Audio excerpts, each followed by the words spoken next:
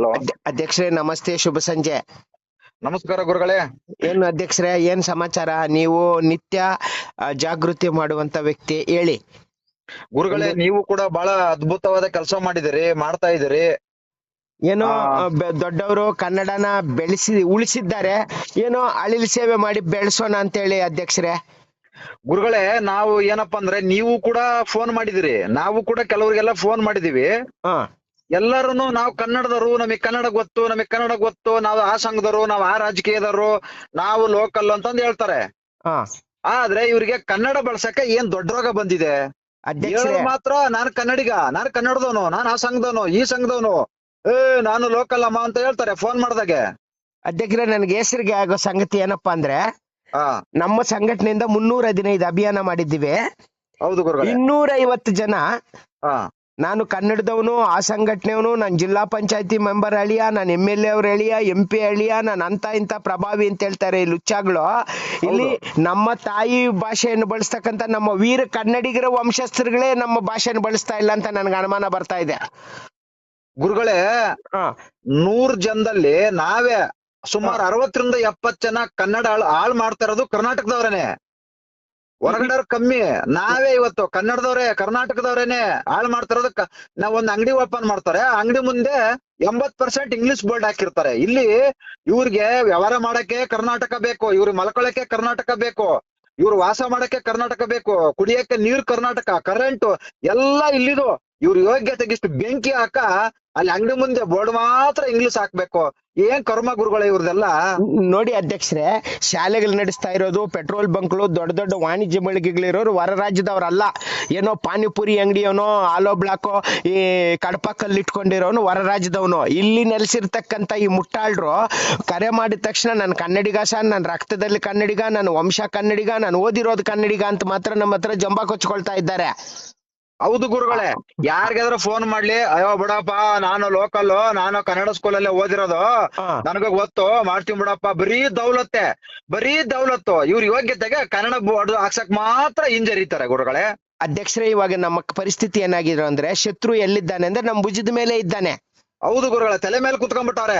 ಈಗ ಬಳಸ್ತೀರ ಇರ್ತಕ್ಕಂತ ಅವ್ರು 75 ಭಾಗ ನಮ್ಮ ಬೆಂಗಳೂರಾಗ್ಲಿ ಕರ್ನಾಟಕದಲ್ಲಿ ಇಲ್ಲಿ ಬೆಳೆದು, ಇಲ್ಲಿ ಹುಟ್ಟಿ, ಇಲ್ಲಿ ಸಾಯ್ತಕ್ಕಂತ ನಮ್ಮ ವೀರ ಕನ್ನಡ ತಾಯಿಯ ಮಕ್ಕಳೇ ನಮ್ಮ ಭಾಷೆಯನ್ನು ಬಳಸ್ತಾ ಇಲ್ಲ ಅಂತ ನನಗೆ ಚೆನ್ನಾಗಿ ಅರ್ಥ ಆಗಿದೆ.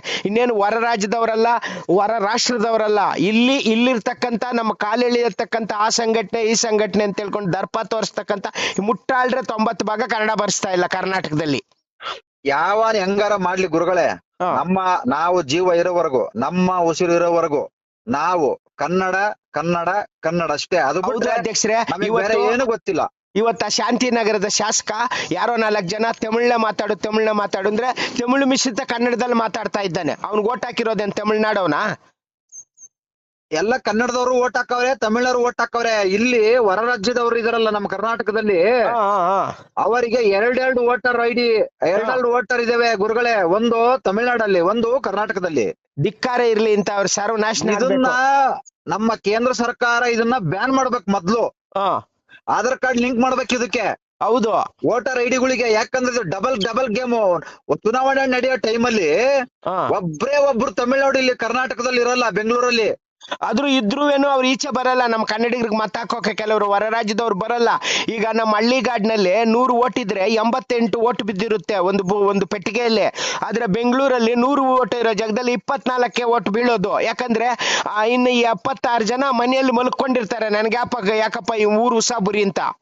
ಗುರುಗಳ, ಇನ್ನೊಂದು ಮುಖ್ಯವಾದ ವಿಚಾರ ಏನಪ್ಪಾ ಅಂದ್ರೆ, ಈಗ ಹೊರ ರಾಜ್ಯಕ್ಕೆ ನಮ್ ತಮಿಳ್ನಾಡಿಗೆ ನಮ್ಮ ಟ್ರಾವೆಲ್ಸ್ ಅವರು ಇದು ಕನ್ನಡ ಬಾವುಟ ಕಟ್ಕೊಂಡ್ ಹೋಗ್ತಾರೆ. ಏನು ಅಲ್ಲಿ ಉರ್ಸಕ್ಕೆ, ಅಲ್ಲಿ ಕುಗುದು ಅದನ್ನ ಬಿಚ್ಚಿಸ್ ಕಳಿಸ್ತಾರೆ. ಆದ್ರೆ ಇಲ್ಲಿ ಈ TT ಅವ್ರಾಗಿರ್ಬೋದು, ಟ್ರಾವೆಲ್ಸ್ ಅವ್ರ ಆಗಿರ್ಬೋದು, ಯಾಕೆ ತಮಿಳ್ ಪಿಕ್ಚರ್ ರಿಲೀಸ್ ಮಾಡ್ತಾರಲ್ಲ, ಇವ್ರ ತಾಕತ್ತಿಲ್ವಾ ಬಂದ್ ನಿಲ್ಸಕ್ಕೆ? ಬಾವುಟ, ನಮ್ಮ ಕನ್ನಡ ಬಾವುಟನ ಬಿಚ್ಚಿಸಿ ಕಳಿಸ್ತಾರೆ. ಇಲ್ಲಿ ತಮಿಳ್ ಪಿಕ್ಚರ್ ಇವ್ರು ನಿಲ್ಸಕ್ ತಾಕತ್ತಿಲ್ವಾ? ನಾವ್ ತಾಕತ್ತಿದ್ರೆ ಒಂದ್ 10 TTಗಳು ತಗೊಂಡೋಗಿ ಥಿಯೇಟರ್ ಮುಂದೆ ನಿಲ್ಸೋಣ. ಬೇಡ ತಮಿಳ್ನಾಡಲ್ಲಿ ಕರ್ನಾಟಕದಲ್ಲಿ ತಮಿಳ್ ಪಿಕ್ಚರ್ ಅಂತ ತಾಕತ್ತಿದ್ರು ಬರ್ಲಿ ನೋಡೋಣ ಇವ್ರು. ಇನ್ನೊಂದು, ಕರ್ನಾಟಕದಲ್ಲಿ ಕನ್ನಡ ಅವತರಣಿ ಬರ್ತಾ ಇದೆ, ತೆಲುಗು, ತಮಿಳು, ಮಲಯಾಳಂ ಸಿನಿಮಾಗಳು. ಆದ್ರೆ ಈ ಮುಟ್ಟಾಳ್ರು 7-8 ಪ್ರಿಂಟ್ ಮಾತ್ರ ನಾಮಕಾವ್ಯ ವ್ಯವಸ್ಥೆ ಕನ್ನಡದಲ್ಲಿ ಹಾಕಿ ಆ ಭಾಷೆಯಲ್ಲೇ ಮೂಲ ಪ್ರತಿ ಹಾಕಿ ಅಲ್ಲಿ ಹೋಗಿ ಶಿಳ್ಳೆ ಹೊಡಿತಾರೆ. ಇನ್ನೊಂದು ಆಘಾತಕಾರಿ ವಿಷಯ ಏನಪ್ಪಾ ಅಂದ್ರೆ, ಮಂಡ್ಯದ ಗಂಡುಗಳು ಮಂಡ್ಯದವರ ಕನ್ನಡಿಗರು ಅಂತ ಹೇಳ್ತೀವಲ್ವಾ. ನಾನು ಕಾವೇರಿ ಹೋರಾಟಕ್ಕೆ ಹೋದಾಗ ಒಂದು ತಮಿಳು ಸಿನಿಮಾ ಬಿಡುಗಡೆ ಆಗಿದ್ರೆ, ಕಾವೇರಿ ನಮ್ಮ ಹೋರಾಟದಲ್ಲಿ 50 ಜನ ಇಲ್ಲ, ಅಲ್ಲಿ ನಾನೇ 10 ಜನ ಹೋಗಿದ್ದೆ. ಅಲ್ಲಿ ಸುತ್ತಮುತ್ತಲು ಯಾರೋ ಮುದುಕರು ಹೆಂಗಸರು ಮಾತ್ರ ಇದ್ರು ಹೋರಾಟದಲ್ಲಿ. ಎಲ್ರು ಸಿನಿಮಾ ಟ್ಯಾಕಿಸ್ ಹತ್ರ ಹೋಗಿ ಪಟಾಕಿ ಹಚ್ತಾ ಇದ್ದಾರೆ, ಏನೋ ಪರಭಾಷೆ ಚಿತ್ರಕ್ಕೆ. ಅಂದ್ರೆ ಕಾವೇರಿ ಗಲಾಟೆ ಮಾಡಿದಾಗ ಮಾತ್ರ ನಾವು ಬೇಕು, ಸಿನಿಮಾ ನೋಡಿ ಶಿಳ್ಳೆ ಹಾಕೋಕ್ ಮಾತ್ರ ಆ ಭಾಷೆಗೆ ಇವರು ವಿರೋಧಿಗಳಲ್ಲ. ಇಂತ ನಾಡದ್ರೋಹಿಗಳನ್ನ ಕಟ್ಕೊಂಡು ನಾವು ರಾಜ್ಯ ಕಟ್ಟೋಕ್ ಹೋಗ್ತಾ ಇದ್ದೀವಿ. ಗುರುಗಳೇ, ಇನ್ನೇನಪ್ಪಾ ಅಂದ್ರೆ ಕೊನೆ ವಿಚಾರ, ಈ ನಮ್ಮ ಕನ್ನಡ ಸಿನಿಮಾದವರು ಡಬ್ಬಿಂಗ್ ಮಾಡ್ತಾ ಇದಾರೆ, ಆದ್ರೆ ಅವರು ತಮಿಳವರು ಡಬ್ಬಿಂಗ್ ಮಾಡ್ತಾ ಇದಾರೆ. ಇಲ್ಲಿ ಪಿಕ್ಚರ್ ಓಡೋದು ತಮಿಳ್ ಆಗಿರ್ಬೋದು, ತೆಲುಗು ಆಗಿರ್ಬೋದು, ನಮ್ ಕರ್ನಾಟಕದಲ್ಲೇ ಪಿಕ್ಚರ್ ಓಡೋದು. ಆದ್ರೆ ನಮ್ ಕನ್ನಡದವರು ಕೂಡ ಡಬ್ಬಿಂಗ್ ಮಾಡ್ತಾರೆ. ಇವ್ರ ಪಿಕ್ಚರ್ ಅಲ್ಲಿ ಓಡೋದಿಲ್ಲ, ನಮ್ ಕರ್ನಾಟಕದಲ್ಲೇ ಓಡೋದು. ಮೊನ್ನೆ ಶಿವರಾಜ್ ಕುಮಾರ್ ಅಂತ ಸಿನಿಮಾ ಹೈದರಾಬಾದ್ ಎಲ್ಲೋ ನಾನು ಕೇಳ್ಪಟ್ಟು ಒಂದು ಪತ್ರಿಕೆಯಲ್ಲಿ ಮೂರು ಚಿತ್ರಮಂದಿರಗಳಲ್ಲಿ ಮಾತ್ರ 2 ಶೋ ಹಾಕಿದ್ದಾರೆ. ಹೌದು. ಯಾಕೆ ಇಲ್ಲಿ ಮಾತ್ರ 5 ಶೋ ಹಾಕಿ ರಾತ್ರಿ ಎಲ್ಲಾನು ಅವ್ರು ಬುಟ್ ನೆಕ್ತಾರೆ ಇವರು? ಅದೇ ಕೆಲ್ಸನ ಆಗೋದು.